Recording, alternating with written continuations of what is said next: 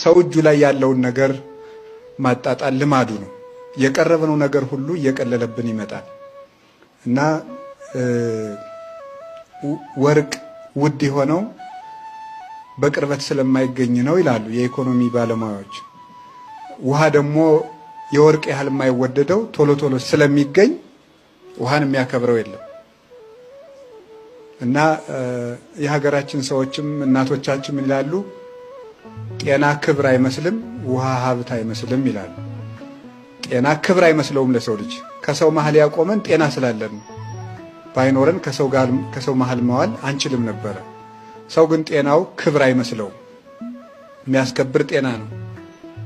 ያልሆነ ደዌ ሲገጥመን እንኳን ሌላ ሰው ይቀርና ቤተሰቦቻችን እንኳን እንዳያዩን የምንጸየፍበት ጊዜ አለ እና ጤና ክብር ነው፣ ውሃም ሀብት ነው።